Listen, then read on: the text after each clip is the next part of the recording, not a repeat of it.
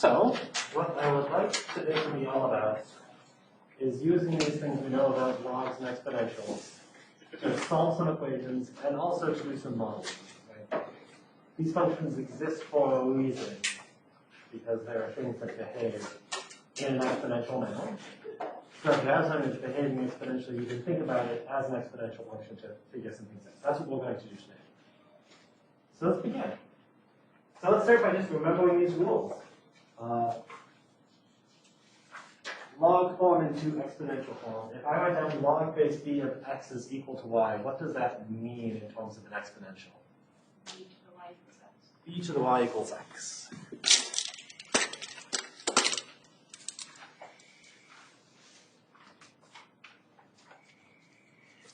What is the log base b of 1? 0. Nice. What is the log base b of b? Nice. What's the log base b of a product? Log base b of x times y. Log b x plus log y. Log x plus log y.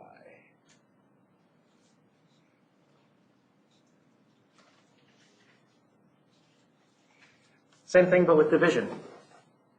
Minus.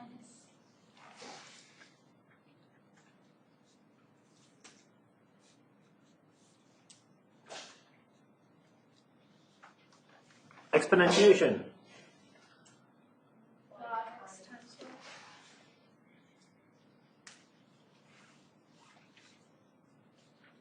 Where, for emphasis, that times y is outside of the parentheses. So maybe it might be easier to read it if you write it this way. It means the same thing, right? Or maybe now it's more clear that the y is not in the parentheses. The change of basis formula, what does it say the log base a of x is equal to?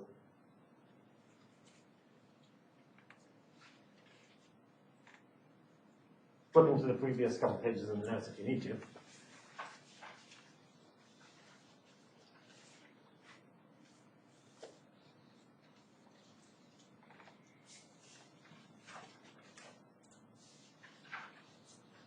Log b of a. It involves the log base b of a. Oh, log b of x over log b of a. Yeah. So that's the rule that says if you know how to walk with log base 10, then you know how to walk for any logarithm as long as you understand what division means. So quite possibly that's what you'll use if you're using a calculator. There's a change of basis formula for exponential functions. A to the x is the same thing as any base b raised to the power of x, but you're off by the log base b of a. That seems pretty okay? That's all familiar? So all we're going to do today is solve a bunch of equations, and I think we're going to do at least 2 of them on this page. So,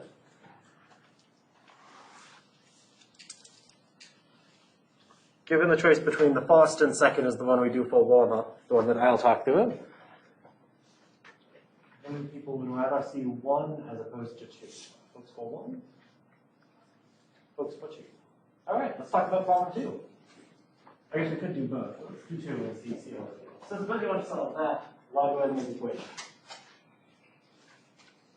So, right, the general thesis is if you see a logarithmic equation, an equation involving logarithms, try to turn it into something that's honestly in log form, something where you see a single log. If you can do that, then you can rewrite it in exponential form, and hopefully it'll be a better equation. So let's try to do that. So the things that you want to do to that equation 2 to make it so that there's just one log. Or even just to make it more like there's just one log. Bring the 2 back into the log. Bring the 2 back into the log, and you were going to suggest, Subtracting the log on the side of the left side. yeah, get the logs onto the same side. I'll do both of those at the same step. That seem okay? So, color coding. This piece will become the log base 4 of x plus 1 squared. This one I will subtract to the other side, minus log base 4 of 2. And should I do anything with the minus 2? Should I just leave it there?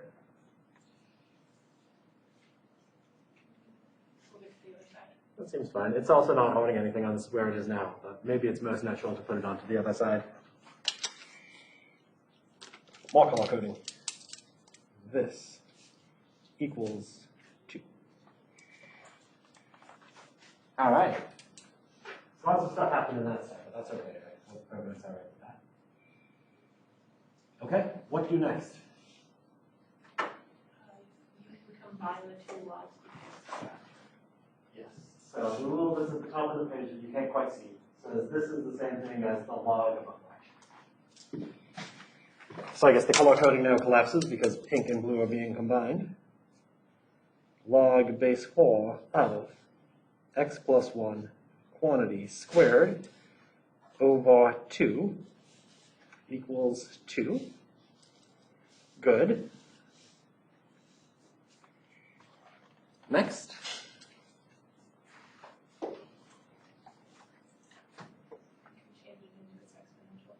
Yeah, you can put it in exponential form if you like. That's the same as raising both sides to the, well, not raising both sides to the 4. Raising 4 to the power of each side. So doing that, I will get the thing inside of the parentheses.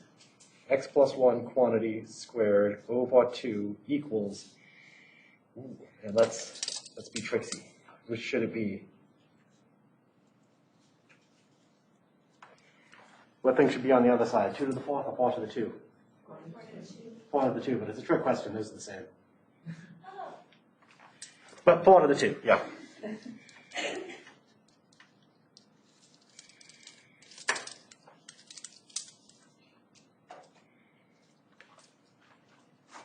All right, and they're both the same because they both gave 16.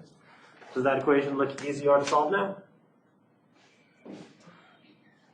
And I guess the general thesis is, should I keep talking or should I just be quiet for a bit and you'll tell me what x is? Should I keep talking? Cool. You will tell me what x is.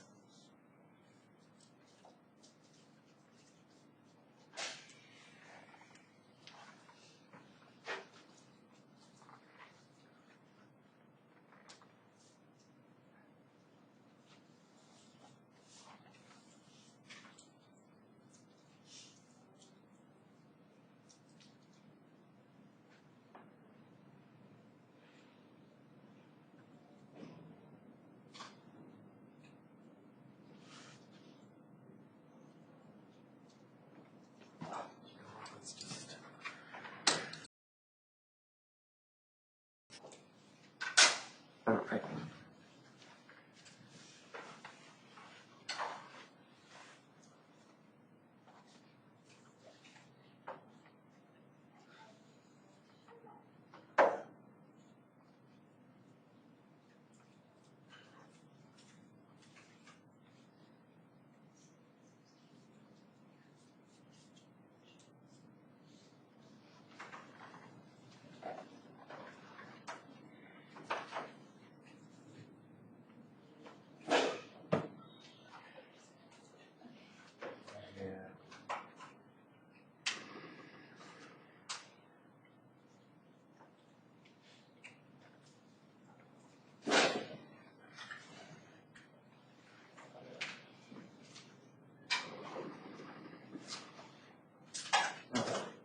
What are people getting?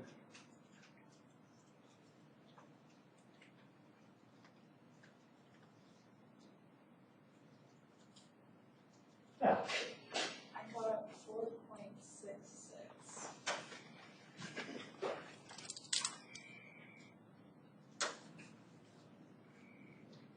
4.66. Do you also have the exact formula in addition to the approximation?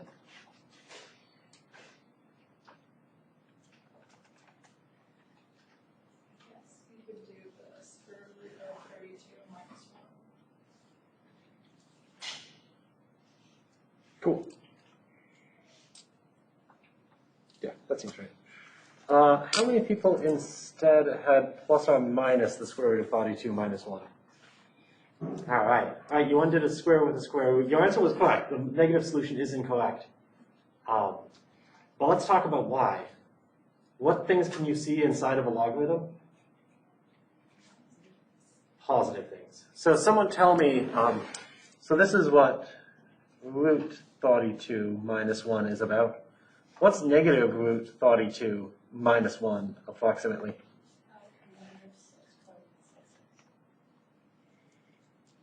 All right, so let's take that value for x, and let's see if it's in the domain. If I plug in negative 6.66, is the thing inside of the parentheses positive? That's fine. So just plus because the minus 1 is not in the domain.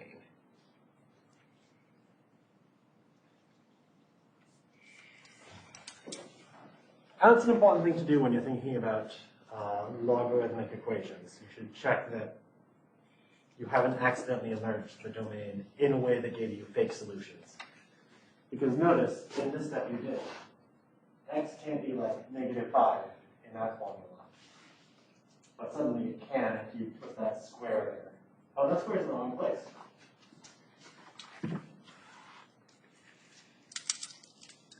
Guess nobody called me on it, though. All right. People feel pretty okay about that? Nice. Let's pick one of the next two. So between 30 and 4, 30 or 4. How many people would like to do 30? 4? All right, I think there were slightly more 30s. So let's solve that equation. So remember, ln. That's just the fancy word for the logarithm with base e, where e is Euler's number, which is somewhere around 2.71. Well, let's try to do that. So it's the same game, right? Try to make it so that there's only one log showing up. Everything's base e. So there are two different flavors of logarithm. So we should be able to manage that. So trying to do that, well, what should you do first? Maybe a bunch of things you can all do first.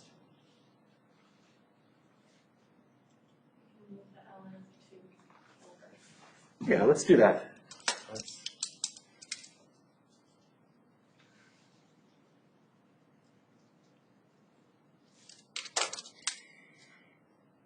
All right, what else should you do? What else seems like a good idea? Yeah. Bring the 2 inside. Bring the 2 inside, where we'll wind up in an exponent.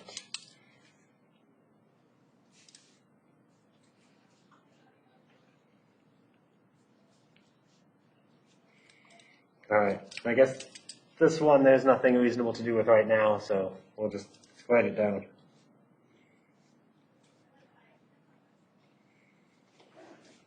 All right, so the space got a little bit crammed, but we have everything down. All right. Do we know what logs do to division and addition and subtraction? Yeah, they go inside of the parentheses, but souped up by 1. So addition becomes multiplication, subtraction becomes division. So it's like I take that, divide by that, divide by that. All right, so a single big ln and the thing inside of it, I guess there still can be some color coding. X plus 1 squared divided by x plus 2 multiplied by 2. And the 0 is just going to carry down. It's still going to be 0. All right. What should I do next? Exponential form. And what is e to the 0? Yeah. Why are we multiplying by 2 in the denominator? Yeah, so it's because we need to divide by 2. And multiplying by 2 is the same as dividing by 2 in the denominator. So really it would be like,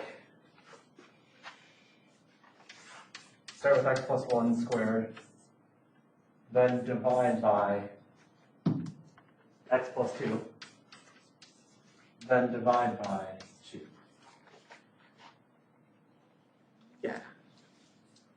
Cool. So we write an exponential form. E to the 0 is 1. So 1 is equal to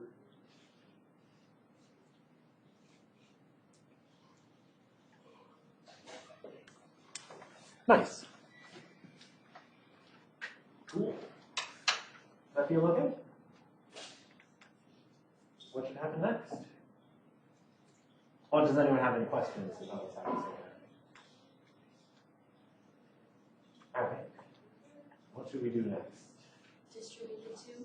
That seems like a reasonable thing to do in the denominator.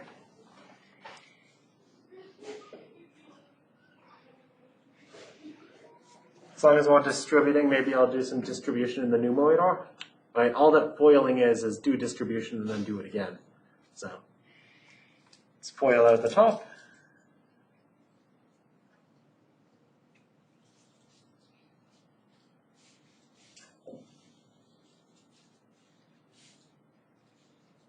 All right. And next. Yep, it's annoying that there's a denominator, but that denominator has some x's. But that doesn't need to be a denominator, you can cross multiply.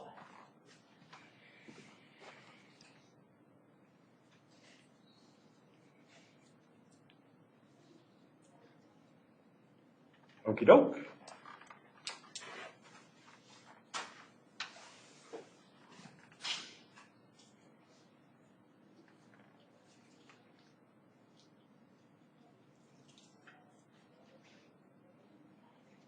And I guess the options are either like, I can just be quiet because people seem to just be going now. We can keep talking. Should I just be quiet? Yeah, okay. No, yeah.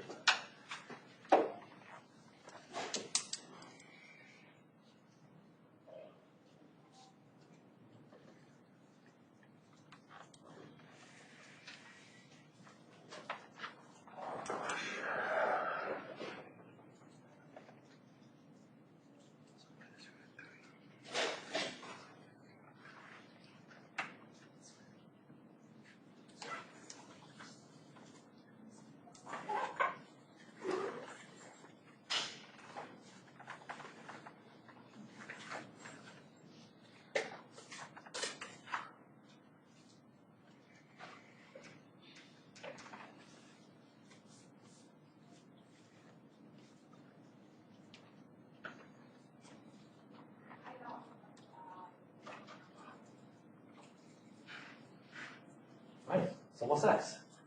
Square root of 3. Square root of 3. How many people said plus or minus the square root of 3? All right. Should we check domain? Let's do that. So indeed, if you only look at this equation, you forget everything before, you will get plus or minus root 3. But then you have to check domain. So let's see, the square root of 3 is like 1 point something. It's somewhere between 1 and 2. Let's see if we can get away with just that information. So take something between 1 and 2. If you take x to be something between 1 and 2, are the things in the parentheses positive? If it's between plus 1 and plus 2, so right now I'm dealing with the plus case. The plus case is fine. Is the minus case fine? No. I guess this one's fine. That one is not. For our chapter, could you specify if we should find that?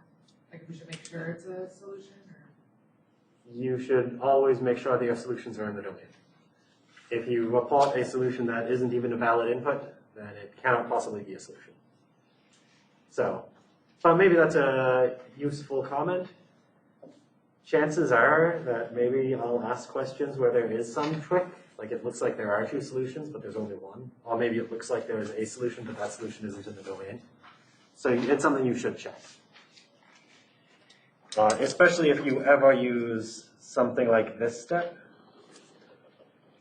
that makes the domain bigger. If you square things, they'll automatically become positive. So the thing in the parentheses, you might be forgetting the domain when you do that step. Nice. So there's just some straight algebra. Let's do some light modeling today. So the point of exponential things is they model things that grow or shrink at a rate that's proportional to their size. So there are some obvious things that do that. Populations tend to do that if there's no constraints on the population. Right? The more bacteria you have, the faster the population of bacteria will grow. unless it's running out of food. The more bunny rabbits you have, the more baby bunny rabbits they will produce, unless they're running out of food or are being eaten by too many foxes. So that's exactly when you should use that sort of thing. And here's another one which might seem a little bit more arcane. It's radioactive decay. So suppose you have some unstable isotope. These things have the property that really, like, a single atom of them decays according to some probability rule. It has some probability of decaying at any given time. And as a consequence, at any moment, some proportion of the amount of substance will decay. Right? There are lots of atoms. If each one has a 50% chance of decaying, you would expect half of them to decay. That's what happens. So oftentimes when working with radioactive substances, you work on the half-life. Radioactive substances decay. I'll talk about radioactive material. It's useful to record the half-life, often denoted with the letter lambda. And here's what the half-life means. The half-life is the amount of time needed for half of the radioactive material to decay. So if you start with 1 gram of something decaying radioactively, you wait 1 half-life, then you'll have half as much remaining. If a radioactive material has half-life lambda, and you start with some initial quantity Q of t, then after some amount of time t, the amount of radioactive material would be given by that. And let's just check that that seems reasonable. So, every time you wait 1 half-life, the amount of the substance will halve. It will become half of what it used to be. So if you wait for 1 half-life, so that's at t equals lambda, do you get half of the amount of substance that you started with? Yeah, and if you wait 2 half-lives, it should halve and then halve again. Does that formula do that if t is 2 times lambda? Yeah, and you have 3 times if t is 3 times lambda and so on. So the formula seems reasonable. I haven't written down anything intelligible. It's just making sense of why it should be that. So let's do a quick application. So U-232 has a half-life of approximately 70 years. As with many actual physical constants, I'm going to learn them because I don't really care about the answer. It's just a toy example for me. It's not really 70, it's more like 69 point something. That doesn't matter. So the half-life is 70 years. How long will it take a 1 kilogram sample to decay down to 1 gram? So let's try to approach this. Do I have enough information written down to write down the model? Do I know the initial quantity? Yeah, it's 1 kilogram. So Q of t, and I'll include the units, 1 kilogram times 2 to the negative t over, what's the half-life? 70, and maybe I'll even do something weird. I'll keep track of all the units throughout this whole problem. 70 years. What is it that I would like to know?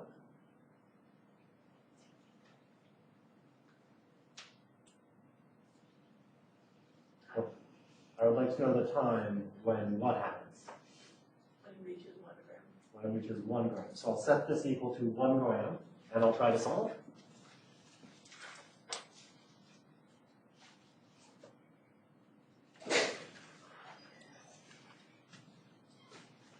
All right.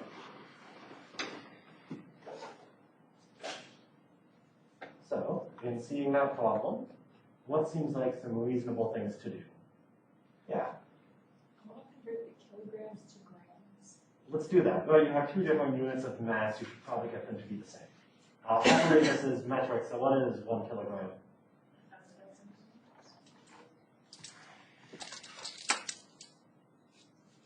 So that becomes 1,000 grams times 2 to the negative t divided by 70 years equals 1 gram. All right, what should we do next?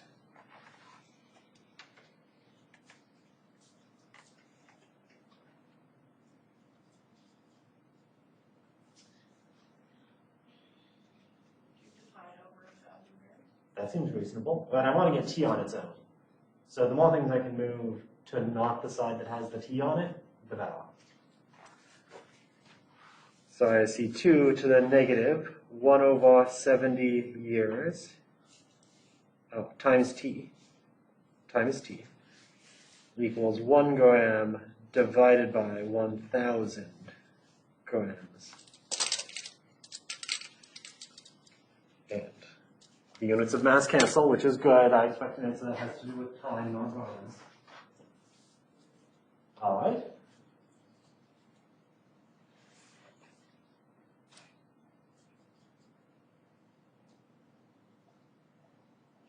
Log it or natural log? Yeah, maybe I'll use natural log, because it looks like the base of the problem is 2. So you could take the L line on both sides, and it would be fine, but I think the thing that'll make it easiest on us is, well, if you like rewriting this in log form. So negative 1 over 70 years times time equals log base 2 of 1 over 1,000. All right. And what should we do next?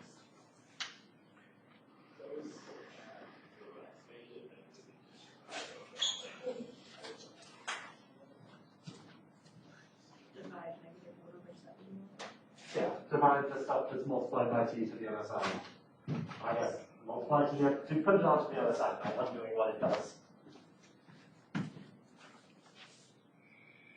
T equals negative 70 years times log base 2 of 1 over 1,000. Nice. Anyone feel upset about how that answer looks?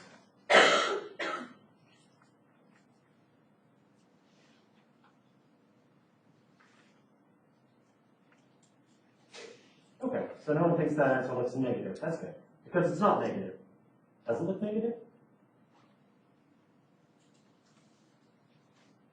Let's think about whether or not it's negative. And we can resort to it using a machine, but maybe I'll point to things and tell you what that was. So this is definitely a negative amount of time. Negative 70 years is negative. What can you tell me about the log base 2 of 1 over 1,000? It's negative.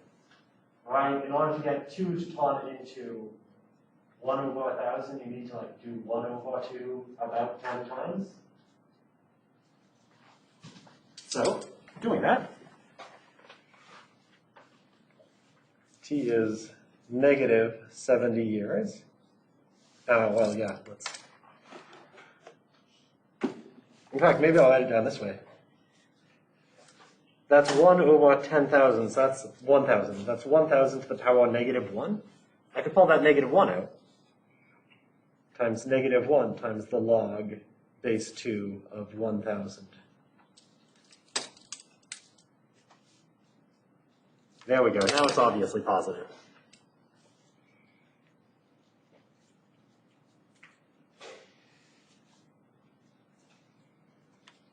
Of course, if we wanted to know that any more precisely than just noticing that 10,000 is almost a power of 2, I guess you'd have to resort to a machine. Let's resort to a machine. 9.97.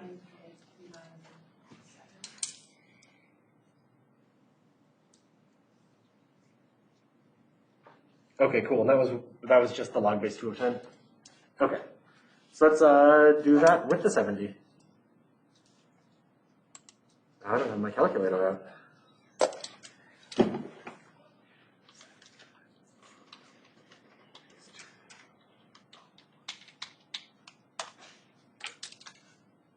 I type it in right?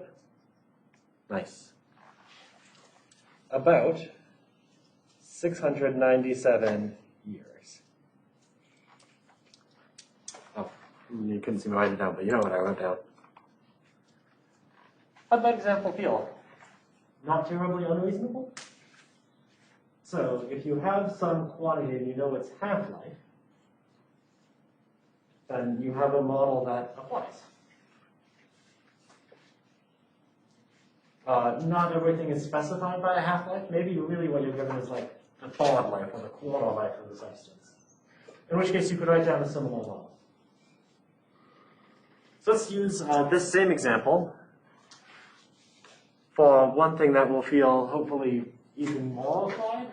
Let's talk about carbon dating. So if you have something that's like pretty old, then you can estimate its age by using the following rule. So there's a reaction that takes place in the upper atmosphere between the carbon in the atmosphere and like solar radiation that produces this radioactive isotope, carbon-14. As a consequence, the amount of C14 in the atmosphere stays constant through time, upon more orbits. So that means as long as an animal keeps on breathing in and breathing out, taking in new carbon, that the amount of C14 in that animal will be the same as the proportion of C14 in the atmosphere at large. So that means you can predict how much C14 a creature should have when it dies. It should be about something in terms of how big that creature is. Once that creature dies, it stops breathing. I'm pretty sure that's true. And so it stops taking in new carbon. The carbon inside that creature continues to decay normally. So it will decay at an exponential rate and not be replaced. So somehow that means if you know how much carbon animal C14 a thing should have had when it died, and you know how much C14 it has now, you can figure out how old it is. And let's do exactly that. Here's a game. The half-life is about 5,500 years. So let's try to do that. Thought that I fixed this typo.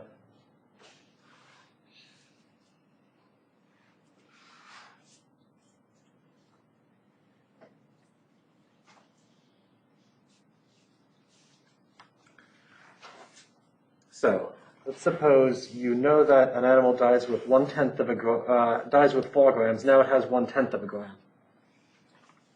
That gives you an equation you can solve for t. So what's the initial mass of carbon that this creature has? 4 grams. Would people prefer to include the units throughout the whole computation or just remember them at the last step? Write them in every step? Only put them back at the end.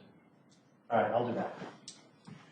So I know that 4 in grams times 2 to the negative time divided by what's the half-life?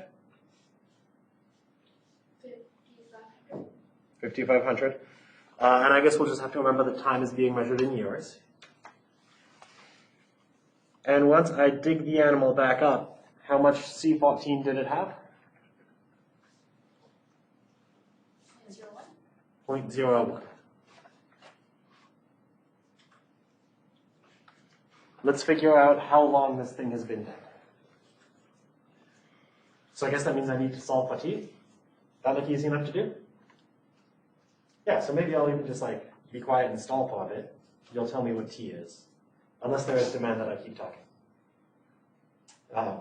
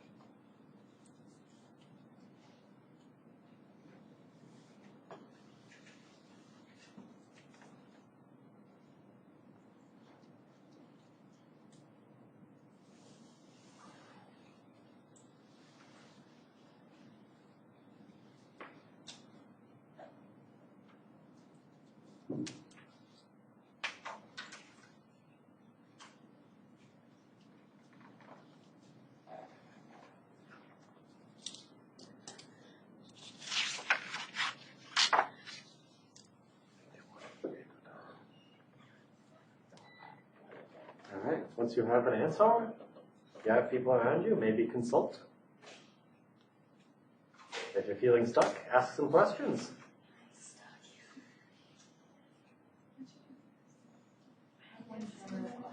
Yeah. Is it gonna be a bigger number? Is it going to be a big number? I guess it's trying to ballpark it. Like, let's just get feel by counting back. So right now, it's, you pick it up with 4 grams. That means 5,500 years ago it had 2 grams. I feel better about this one. 11,000 years ago it had 1. Yeah. I got 47,000. Okay, I will round that to 48,000 years. Because I can't remember that many digits from there to here. Did I actually round it correctly? Was it 47.5? What? Did I round it correctly? Yeah. Okay. Yeah, and I mean, I did think it, so that seems reasonable, right? And at least one of the possibilities, I moved it. So, is there interest in talking through the problem? Yeah. Yeah. Here's the equation you want to solve. What seems like a good force move? Get the 4 to the other side. Yeah. 2 to the negative t over 5,000. It's 5,500. Yep, it is. Equals 0.01 over 4. That's illegible. 0.01 over 4. And if you want to, I guess you could rewrite that as 0.0025, but that's not a necessary step. You could just remember the 0.01 divided by 4. All right, what seems like a good next step?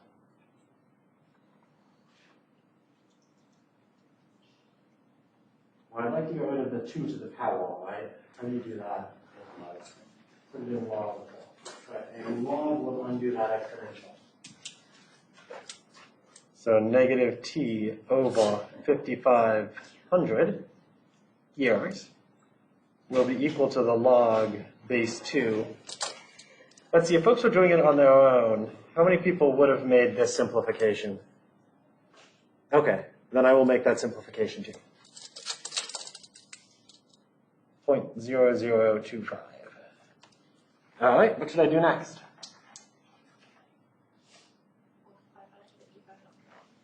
Multiply by, did you see? Okay.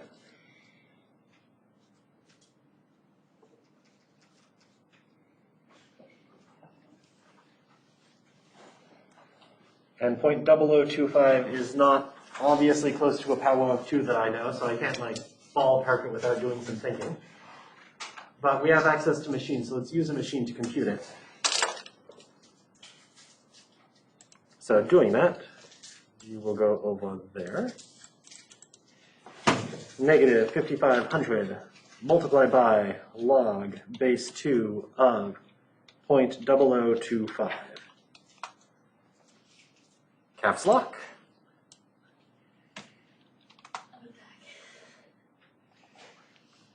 Does that agree?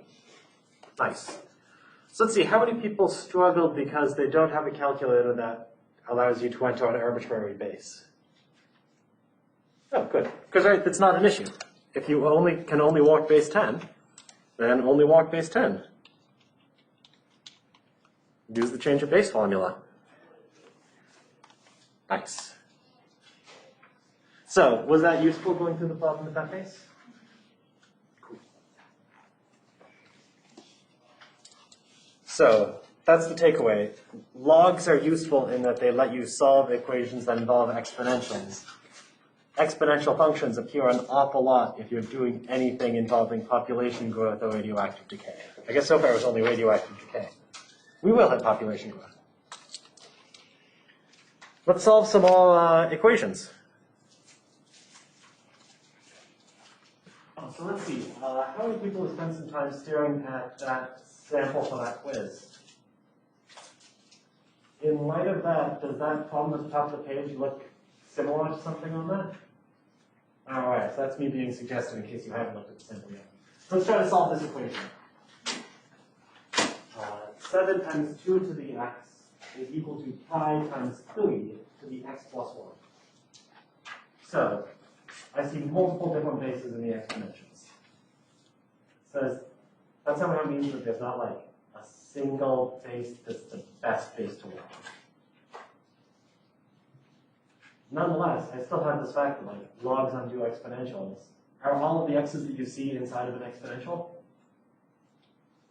Yeah, it looks like. So I think that means doing a log will probably help. What base would you like that logarithm to have? 10. Sure. How many people would have put forward 2 or 3? Yeah. That would at least get rid of one of the exponentials more immediately.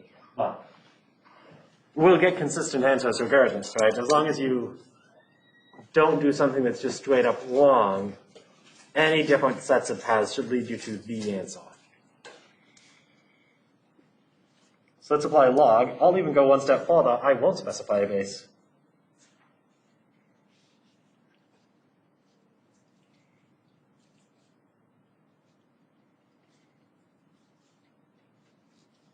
Unless I come to a stage where I feel like I have to.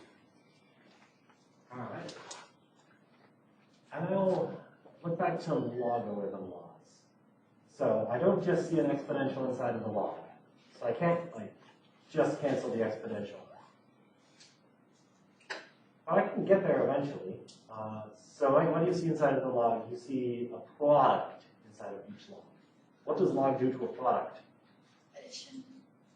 Turns it into addition. So on each side, I'll see some pluses appear on the next step. So this will become the log of 7, using whatever base you happen to like to use, plus the log of 2 to the x. And notice if it were base 2, that piece would now simplify nicely. But we're not just using base 2. In fact, I'm not using any base. Log of pi plus the log of 3 to the x plus 1. So notice also, if the base were 3, that piece would simplify. But it couldn't be both 2 and 3, so one of them we would have to do some stuff with. Still. All right. Do you see a useful logarithm law now? You can move the exponentials out of those logs. You can move the exponentials out of the logs. So this piece will stay the same, log of 7 plus log of 2 multiplied by x equals log of pi plus log of 3 times x plus 1. And this might look like it's complicated, but I'll just point this out really quickly. All of these things that I'm underlining in blue,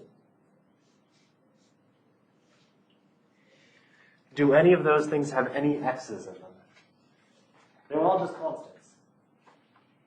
So if you feel like you would probably do something wrong just because each of the constants look complicated, we could, if you want to, I'll see if people want to, we could make up names A, B, C, and D and set those names equal to these constants and then solve with just an A, B, C, and D floating around and then put them back. Or we could not do that. Some people would like to name the constants. Okay, then we won't. It's not necessary stuff. So let's try to solve for x. What would you want to do to solve this for x? Or what seems like a good thing to do if you eventually wanted to get x on its own?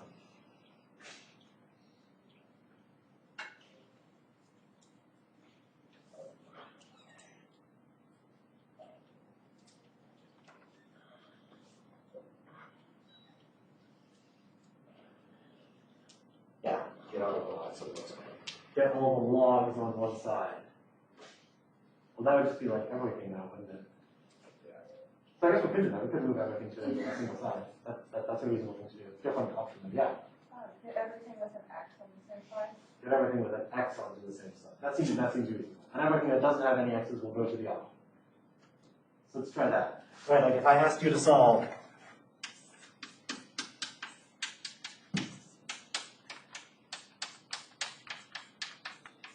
that's what you would do, right?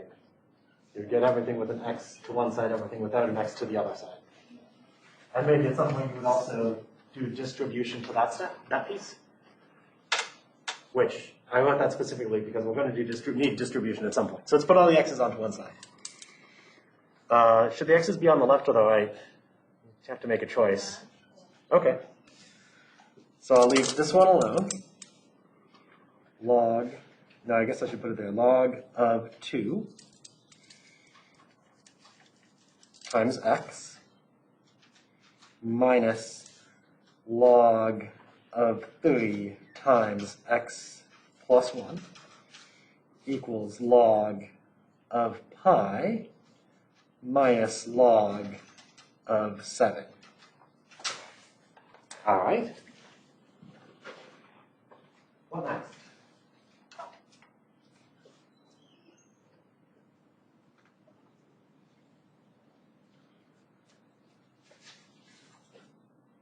So the eventual goal would be to turn the left side into just x times a number. Because then you could divide by that number and you'd be done.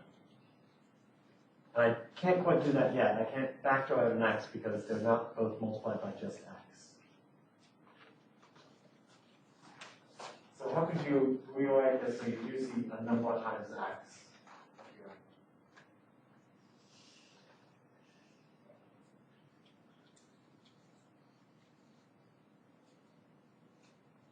You could distribute. Right, that would give you something times x. It would also give you another column coming up. Let's just see what happens. Log of 2, x, minus log of 3, x, minus log of 3, equals log of pi, minus log of 7. Ooh, I'm going to run into space issues. Alrighty. What would you want to do next?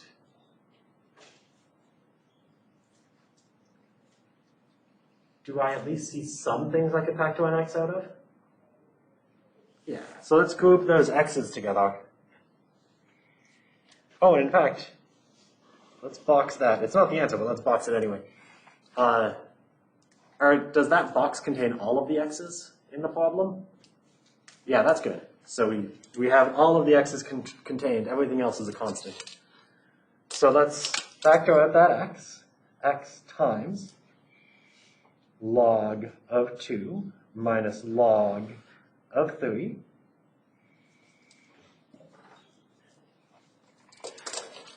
And you know what? I see a term here that doesn't have any x's next to it. I don't even want that to be on this side of the equal sign, do I?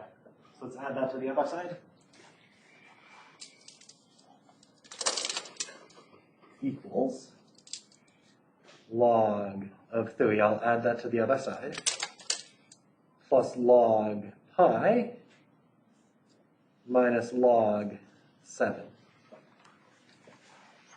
Okie doke. What should I do next?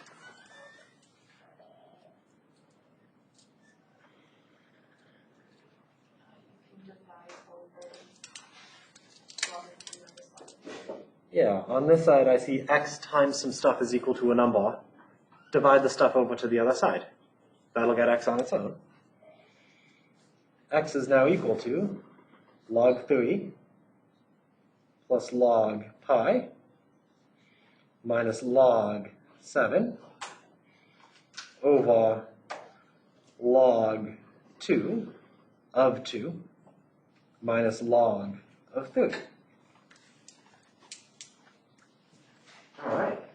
And I guess if you wanted to, you could do some simplification, right? There's some addition and subtraction in the numerator and denominator. So if you wanted to, you could turn the numerator into 1 log, the denominator into 1 log.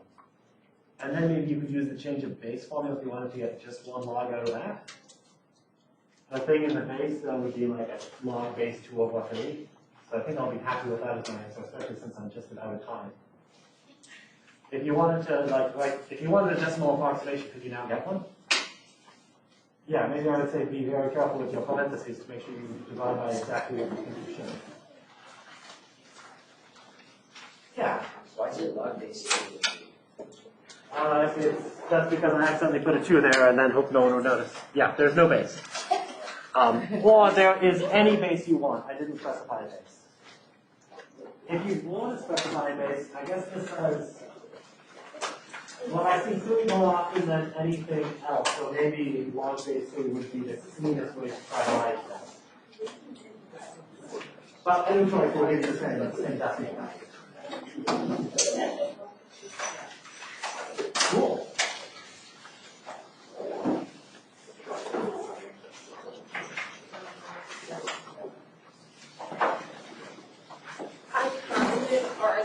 another thing in for the quiz tomorrow, so I'll be like 8:45, I'll be there. To simplify down the numerator of the logs, would you just do log and then of all of them multiply together? Of 3 pi 2 pi 7? Yeah, do those turn to multiplication when you, Except that one of them is subtraction. So subtraction will become division. So it'll be, The minus 7 minus log by 7. Three twice. Okay, would that be log So then you would multiply the 2 and then divide by the log of 7. yeah, and then the same thing in the denominator, I guess. Log 2 divided by log 3. Okay. It's certainly not a wrong thing to do. And now, in fact, you see the change of base formula. Whenever you see a quotient of 2 logs, that's the same thing as the log base 2 thirds of 3 pi over 7. Whether or not that's a good thing to do depends on exactly what you want. If you wanted a decimal approximation, I'd wager that's easier to ask a computer about than is that.